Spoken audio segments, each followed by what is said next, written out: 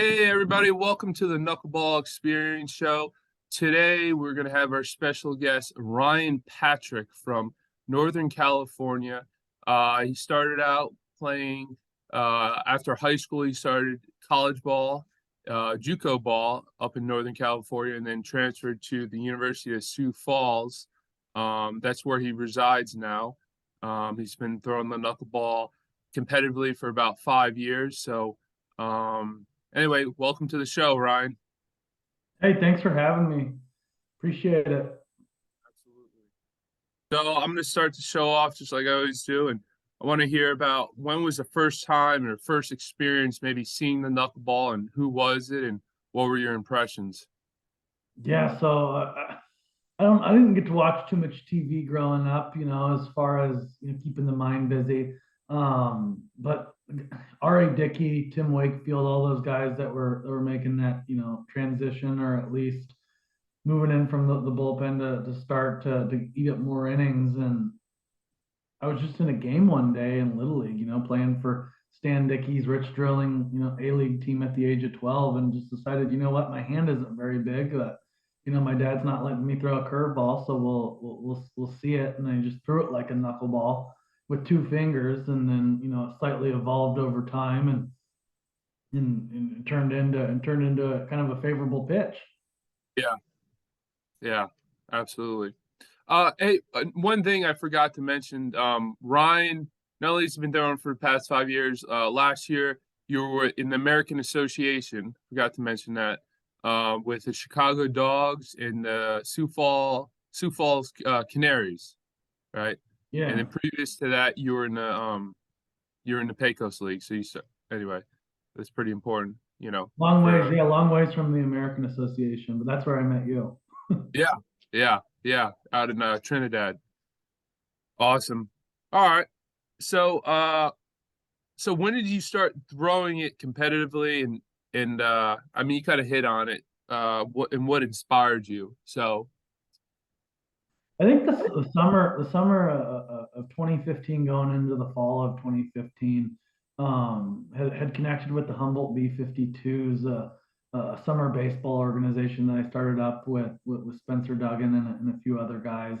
And one of the assistant coaches for the B-52s at the time, Matt Giuliano. So he was the head coach at the University of Sioux Falls, had some time over at Cal Poly San Luis Obispo, and just really had the opportunity, I think, to perfect it over the summer. I thought I was perfecting it. I was just getting enough innings, just throwing a bunch, and had the opportunity to get comfortable with it. And then I think that was that summer, just eating up a bunch of innings, getting comfortable with that pitch. And then that's when I received an offer to come play for the University of Sioux Falls on a scholarship as a knuckleball pitcher. Really, had my dad and I, spent some money, got some resources, and it wasn't Driveline at the time. It was this program called Velocity Plus. So, spend some money on that to try and figure out how to move up from a 70 mile an hour fastball to a 90 mile an hour fastball, but really got up to 78. So I figured, what, if I'm going to continue playing this game, there's going to be, an adjustment that needs to be made. So really it was that, that summer going into my junior year, where I was able to get, picked up by somebody, and perfecting that craft was, I would say, that was a monumental, not only when you look at it from a transformational year, that was an important turning point in my baseball career, off the field and on the field. um, so how did you grip your knuckleball when you first started, and how do you grip it now? And I mean, what are the different grips that maybe you worked with through your experience? For the longest time, I was just self-taught. I didn't really, dive into too much on the knuckleball. I mean, as probably as I should have. I do have a baseball right here, and I actually don't even use any of the laces. So I'm 5'9", 5'10", with spikes on. Baseball card says 5'11". We'll let you we'll let you decide whatever goes for your boat. But as far as not being on any laces, right on the middle part of the ball.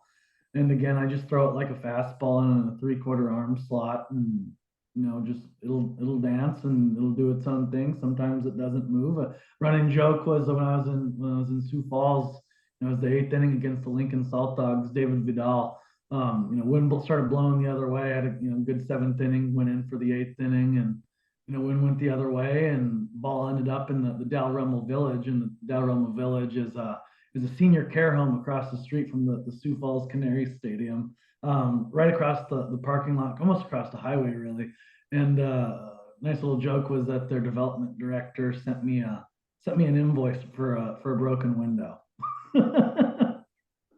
Uh, Ryan, I appreciate the candidness because like people have to realize you're gonna make mistakes if you're taking on this endeavor. Like we've played catch. I know you got a good knuckleball, and you have to have that humility and confidence where you can share that. You know what I mean? You're comfortable in your skin. You're not. I think that's important lesson, and um, you know. Anyway, I just want to point that out. So No, I mean, even we've all warming had it. up, yeah, warming up with guys out in the outfield, those outfielders will start throwing knuckleballs, and I'm like, hey, chill out with that, because a lot of the time their stuff's better than mine. Yeah. Yeah, until you get on the mound. Yeah. That's a good story, man. Um, so how did your approach to pitching with the knuckleball mature from when you first started it to today? Because you're still pitching and you're still getting after it. I mean, like I know common faults, like for me, like I was trying to make it move too much. I was like, oh, I got to throw that big moving stuff, and then trying to strike people out. And for me, I don't know. Anyway, what like approach wise, how did your approach change through your career? Yeah, so I think it was the summer of 2017, and a transitional period, and a lot of people probably wouldn't look back and think, wow, I'm grateful for my time and the Pecos League, but I am. I think that's how I was able to get my start. So kudos to the Pecos League. But then again, I mean, it was just a random Wednesday in Garden City, Kansas, and out comes Zach Stanowicz, right, from introduction through Stone Osborne, Stone, yeah. and through that summer, I mean, we were having a pretty good summer, winning a lot of games, but it was kind of one of those things where everybody's looking beyond the season, trying to look out for themselves, trying to get out. And I think through that opportunity of running into you is when everything started to change. I think it's based off of the relationships you build. Never in my during my time leading up to that point did I think that I was going to run into anybody that had been beyond the Pecos League that threw a knuckleball. So learning from you, and then the introductions that you made following that summer to Joe Gannon, and then getting out with Bronson Butcher and Joe Gannon out in Buffalo, New York, and really working with him, and he's kind of simplified that approach for me. And the the numbers certainly change. You go from a 7 in the Pecos League, and that's you play half a season in Santa Fe with the right field wall being 225 feet. So and then you end up the next summer going down and throwing up a sub 1 ERA, and it just casually got better and better, kept moving up, and I think that's a testament to the people I was running with, and asking a lot of the right questions. And really, I think that's the whole discovery period of this knuckleball community, because I just thought I was one of one, and eyes opened up. It's like, wow, there's more people that share the struggle and are constantly making tweaks to this pitch. So like, I want to get down to the nuts and bolts. So like, I don't know. How did you do you do you mix speeds with a pitch? Are you throwing 80% of the time? That kind of stuff. When you're pitching, what are you throwing? Yeah, I mean, I would say right now, from the last time I was on the bump, 90% knuckleball, mixing in a two Okay, seam fastball, mixing in a okay, little bit of a curveball. okay, The last time I threw a curveball, I ended up, out in left field. So sticking with the knuckleball, sticking with the two seam fastball.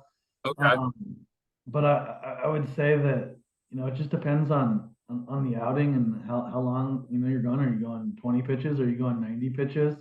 Yeah. I'd say as far as mixing speeds, trying to stay as consistent as possible. Kudos to the guys that know where the knuckleball's going the majority of the time. I don't, Yeah. I'm still learning, got a long Yeah. ways to go. Yeah. And I would say is trying to just stay in that consistent area and using that fastball to mix speeds. Okay. So like, oh, you might sneak one in if guys are taking a lot. Can't be giving out all the trade secrets, but yeah, throwing a fastball and everybody looks at you like, oh hell, that guy's got a fastball. I forgot that happened. I was in Chicago and I think it was Grant K I faced, and I'd thrown I think like 10, 15 straight knuckleballs and then mixed in a Yeah. fastball. Oh yeah, he looked over at the dugout. He's like, yeah, he's got that. Yeah.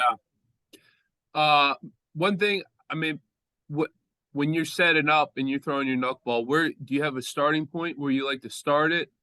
I mean, what's your view? Are you like lasered in on the catcher's mask, glove, or are you just real broad, just kind of like I'm just gonna do what I always do?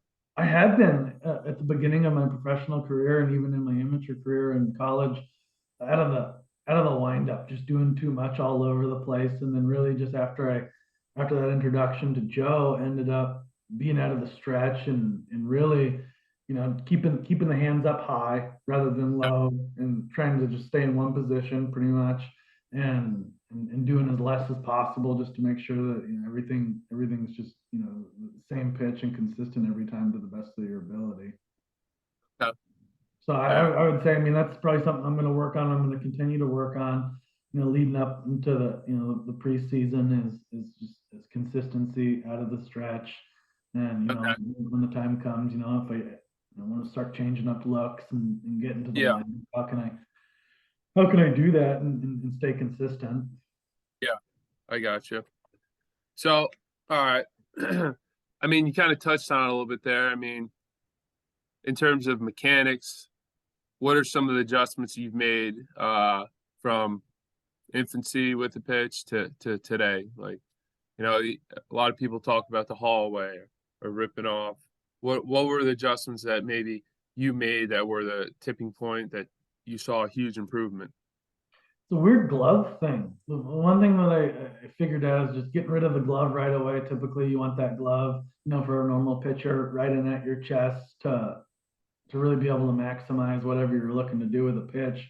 Whereas, for a knuckleball guy, you're just tossing that glove. That's what Joe taught me. Just tossing the glove and staying down that hallway, right? But just tossing it out of the way. And it's like, hey, what's up, baby? Hit me with that line drive right back at you. See if I get the glove right back in. But I would say that little minor tweak has been a major tweak for myself. Can you step back and just maybe show me what you're talking about with the glove? I Yeah, know what you're yeah, talking about. I yeah. just want Don't um mind, don't mind the dishes for overseas. oh yeah, Oh, maybe tilt it down a little bit. yeah, yeah. It's like if I'm like right here in my stretch, right? And Okay. I have the ball right here. Yep. Like I'm not a guy that brings my leg up really high. I don't really do a leg lift at all. So basically, Yep. like I'll just throw my arm out like that Yeah. and then throw it. But that's more Get of it a out of the natural. way. But yeah, I mean, my release point's probably like right here, Okay. and I'll So just you throw just it. you're just trying to get that arm out of the Get it way. out of the way. I don't even need Okay. it. Gotcha. Okay. So that's helped you out a lot. Yeah, I mean, very not. I would say that is probably abnormal, but Yeah. what are you gonna Okay. do? Yeah. Hey man, if it works, it works. Um, cool. Is there anything else mechanically? I don't know, you talked about where you set your hands. You set your hands. Was that Yeah, kind of up something? towards the face and just keeping it up there. Okay. Trying to trying to do the same thing with the fastball, so it's not one of those things where everybody knows when a knuckleball is coming and when the fastball is coming, and kind of just roll the dice. But I would say that basically keeping in that same arm slot for both. Okay. Gotcha. Okay. So those are like two or three that like two things that helped you out. I Okay. think I think what's nice too is just having one pitch and everybody knows what's coming. Or coming in after somebody that threw like 95. Yeah. And then I remember I was in Milwaukee, came in after Charlie Hasty, and I heard some kid out in the stands, and you're supposed to block that stuff out, but you still, I Yeah. mean, I'm a guy, I'm a referee, got a little bit of rabbit ears, and Yeah. I think the radar gun, I think, read anywhere between like 58 to 60. Some kid just gets up out of his seat and goes 60 miles an hour. He goes, he goes, Johnny throws harder than him. And I think just the fact that just that thing I mean, that's 95 to 65 or even 55, 58. I mean, that's a speed limit right there. So Yeah, I think that's what's been helpful too is just having that one pitch. Everybody knows what's coming. It's like, here you go. Do whatever yeah, you want to do with it. It's like, I'm not going to play mind games with you. yeah.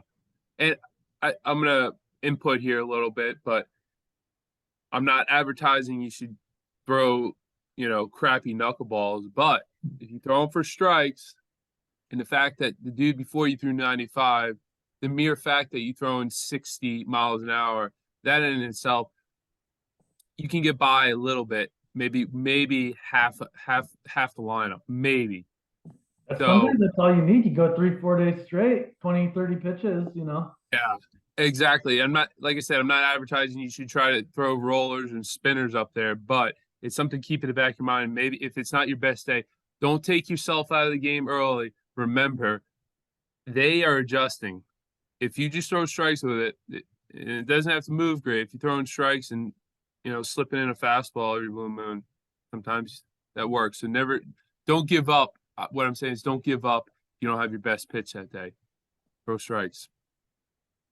Yeah, I mean, there's times where it's raining. I remember a game against Sioux City and Yeah, could not find the it's like almost like I was gonna say end zone, could not find the strike zone. yeah, And it's just one of those things where it's like, okay, do I have two seam fastball? Is that gonna work? And just keep throwing the knuckleball and just make that adjustment in the bullpen or in between innings hmm or I mean even in the in-game adjustment too.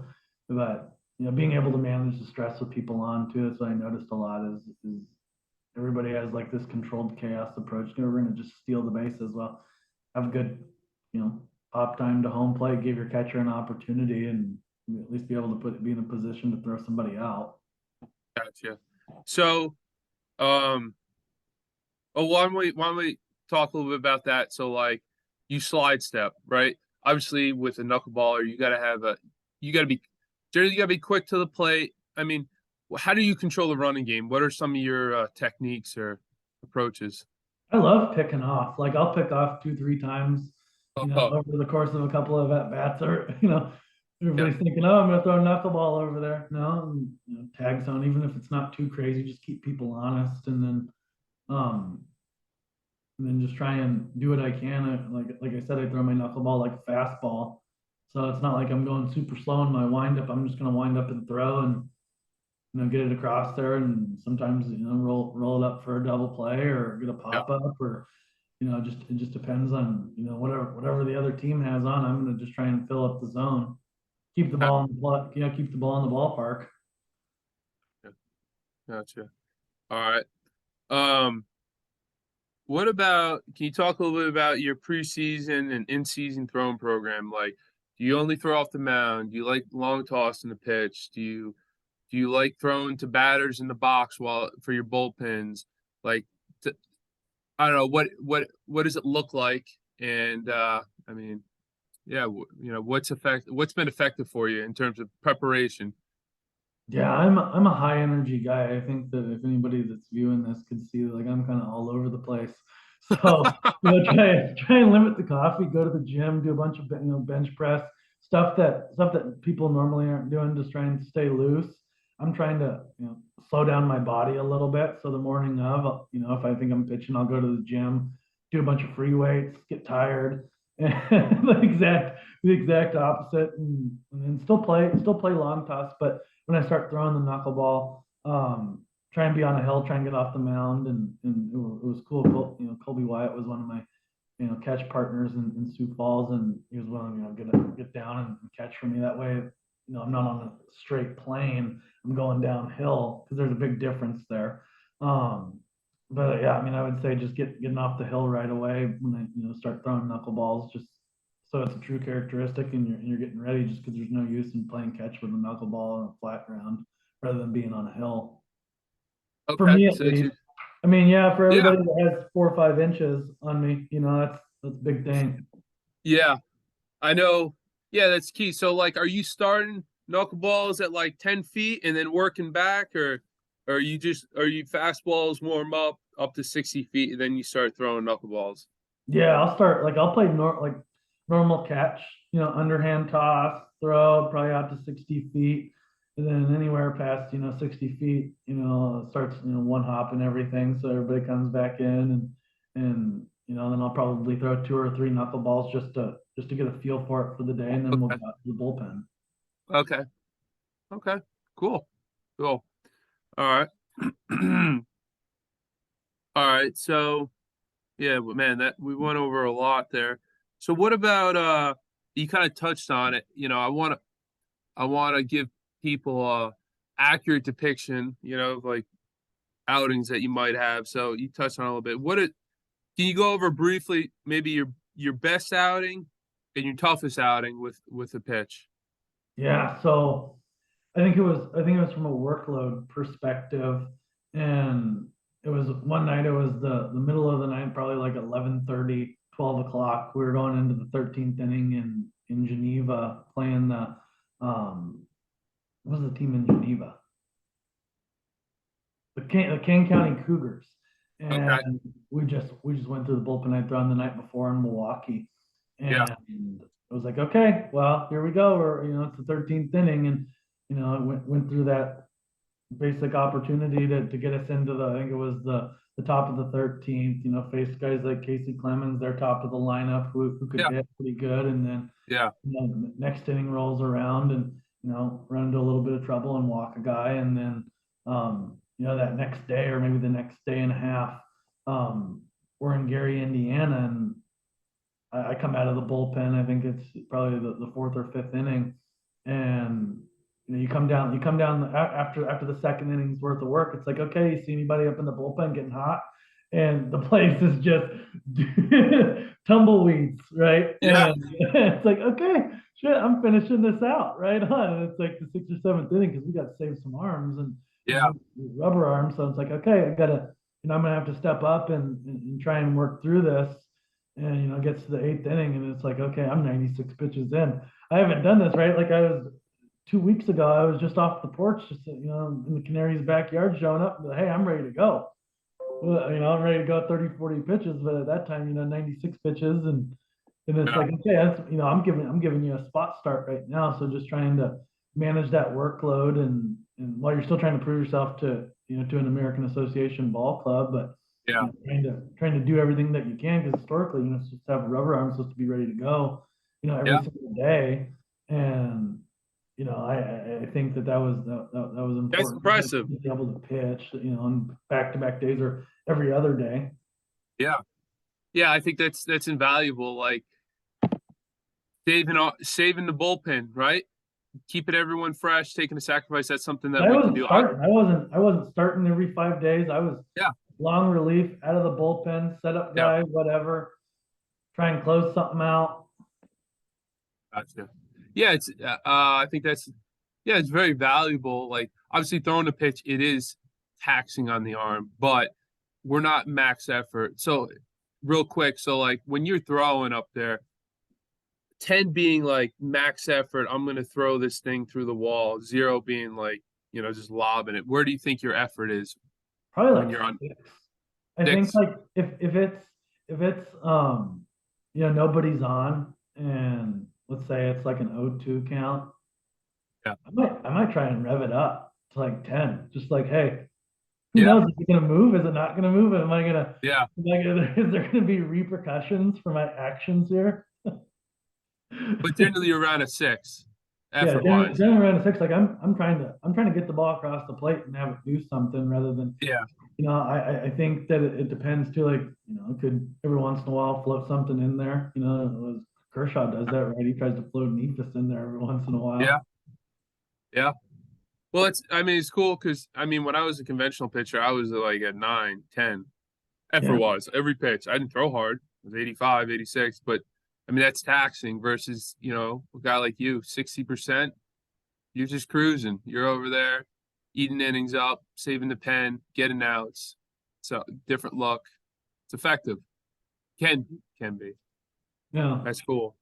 So maybe your toughest outing. Here I'll preface it with like I mean, I've set records on HBPs in the Can-Am League.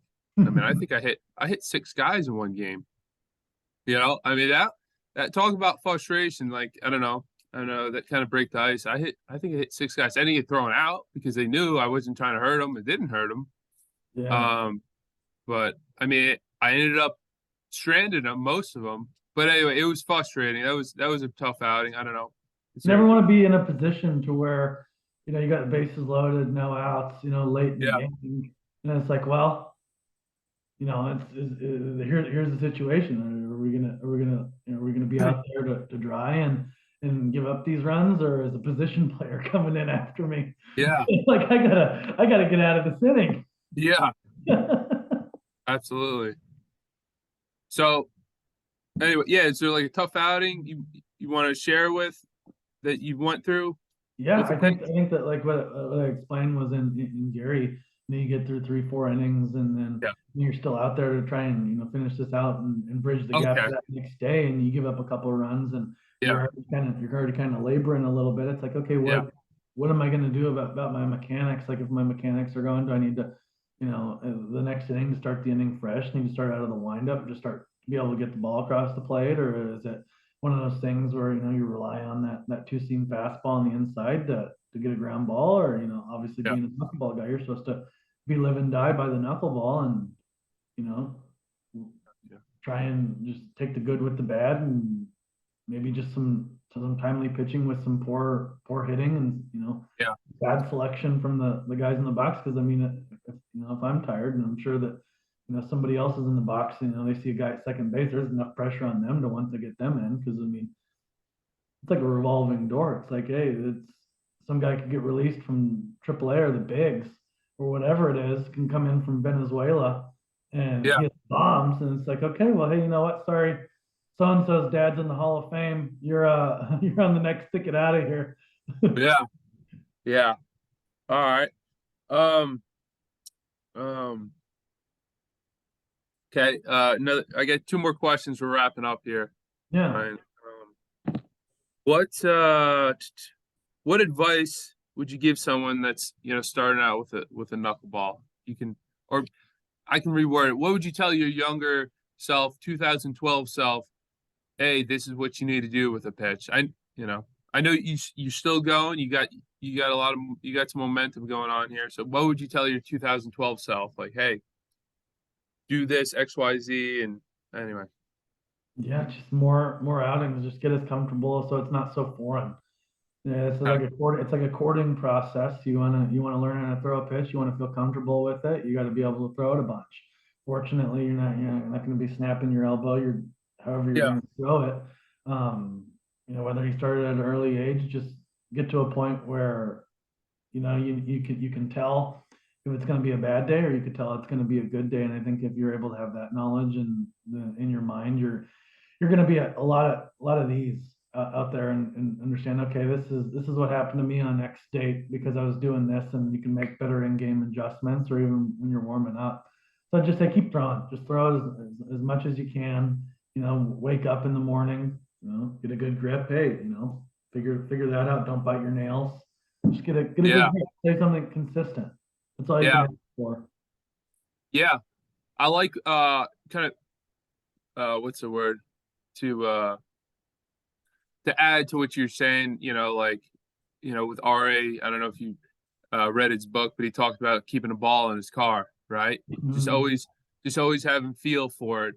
Um, but yeah, yeah. So what I'm hearing is you would tell yourself, "Hey, dude, keep throwing it. Throw it short. Throw it long. Keep a ball in the car. Like it's a field pitch. So like you don't necessarily have to throw that day, but yeah, like you said, if you're in a cubicle, if you're working in the cubicle in the office, keep a ball there at your office and just kind of toss it up, and it's you can't replace that.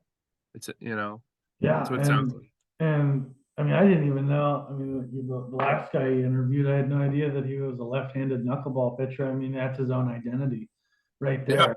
And yeah, don't be afraid to landscape your own identity around throwing a knuckleball. It doesn't have to. Not everybody has to have those 2 fingers right on the laces right there. It's yeah. just whatever's working for you, go after it. Gotcha. Yeah, absolutely. So, is there anything you want to share that maybe we didn't cover that you think would be helpful for somebody listening? Yeah, I want to give a shout out to Mike Vina. So when I was 12, 11, 12 years old, we were in All Stars playing baseball, Yeah, and we were having hitting practice, and he just starts throwing knuckleballs, and I'm like, "What is that? Why? That's not a curveball. It's moving a lot." yeah, And Kyle's mom Heather goes, "Oh, that's Mike's knuckleball. He can throw that." And yeah, you ever seen it? How confused a 12-year-old kid can get if he yeah, actually cares about something, and yeah, he's leaving the field. He goes home, tells his parents, like, "Mom, what's a knuckleball? I don't even throw a knuckleball." Mike just kept yeah, throwing knuckleballs in yeah, batting practice, and it was moving. Yeah, I think that was a perplexed moment in the discovery of the knuckleball for me, besides seeing it on TV. Because like as a 12-year-old kid, I thought he was the only. I thought this dad, was the only guy in America that could throw that. I didn't know that yeah. people were making a living, being paid money to be able to throw a knuckleball in a game and make a Yeah. difference. So That's pretty cool. yeah. Yeah. I would like for me, I saw him on TV, but there was a kind of like what you're saying. There was a one of the kids' dads was on the field helping out with practice, and he said, "Hey, you want to warm up?" Anyway, he started throwing me knuckleballs, and I was like, "Well, this is awesome. Mhm. Show me what's." I don't know. I was probably in I don't know middle school, fifth or sixth grade, something like that. But yeah, similar to what you were talking about. Yeah, it was pretty cool. So, all right. Well, Ryan, I mean that's all I got for you, man. So uh so you're in Sioux Falls. If anyone wanted to look you up, I mean they could just like if there's a kid in Sioux Falls areas that wants to learn about the pitch, they can reach out to Hit me you. up on social media. Yeah, do whatever. I'm on social media. Yeah, Um, yeah, check out the baseball reference, free agent, looking, yeah, it was funny. I called my dad the other day, just said, "Hey dad, this is a, public reminder. I hadn't told you this in a little bit, but Ryan Patrick has not retired from the game of baseball yet." yeah, yeah. So you're ready to pitch this year. Your arm's fresh. You're ready to go. That's good. And I guess what I was getting at, what if there's a younger kid that wants to learn the pitch, they can reach out to you. That shouldn't be a problem. Yeah, we can continue to learn together. There's so much to learn about the pitch. Yeah. Teach me something. That's a good attitude, man. Well, Learn everyone. I mean, I am not the master of this craft. It's like Yeah, jack of all trades, master of none. yeah. I know, like talking to Phil, he said the same thing. He was a very humble guy. He said, Zach, I never mastered it. I was just corralling it, controlling it, like and this is towards the end of his career, he says, I would never own the pitch. Was I successful here? Yeah. But yeah, that's what he said. So it was an attitude of humility and learning, kind of what you were saying. Like there's Mhm. no so they don't have to be a knuckleball pitcher to teach you something. You know what I mean? They could be an innocent bystander and What do they notice say? There's something. always there's always a bigger dog at the dog park. Yep, absolutely, absolutely. So just Mhm. yeah, that kind of on the piggyback on the what's the attitude thing. It's just I think that's a good attitude approach to pitch. Yeah, I mean, Humility. like you got nothing to lose, really. It's like you're playing. Yeah, There's less than 2% of pitchers, really, or however many. It's a small marginal amount that throw this pitch, and if you're gonna get so hung up on it to where you're not gonna be able to make adjustments, or if it's too windy of a day, you gotta chill out. You yeah, can't. yeah. It's funny. Half the time, you're not even in control of something that's controlled by the weather. Yeah, gotcha. All right, Ryan, man. I appreciate your time. This was a lot of fun. You're always I like your energy. You're always a good guy, fun guy to talk to. Um, so we'll keep getting your work in. I'm sure you'll get a job this year and you'll be successful. So let's Yeah, if stay you in start, touch. if this show starts to get any sponsorships or anything, I need a seeds sponsorship, whether it's big league seeds or whatever. I'm looking for a seeds deal. I'm a big seed guy myself, so Yeah, absolutely. What's your favorite? I would say the ranch kind. So Ranch? either ranch or regular, whatever. Just be able to sit down in the bullpen, hang out, not talking Bitcoin, not talking anything. Just give me some seeds. Hey, That's the only endorsement deal I need. yeah. Hey, all right, Ryan, you got a bucket, a 5 gallon bucket of seeds, or you got what would be a good interesting one? Or I don't know, free subs for life. What are you taking? Free seeds for life or free subs for life? What are you taking? Like Subway As a sandwiches. sponsorship. Like, am I dealing with like Steph Curry and those guys are at Subway or? Yeah. I mean, probably Subway. I mean, Oh, okay. All right. I'm not that dedicated to seeds, but Okay. it All right. depends. Next thing That, you see me with a Subway sandwich just down at the yeah, bullpen. good. All right, I got dude. two in me today. All right, man. Well, I appreciate your time, Ryan, and I'll talk to you soon. All right. Take care and be well. Thanks, Zach. Later.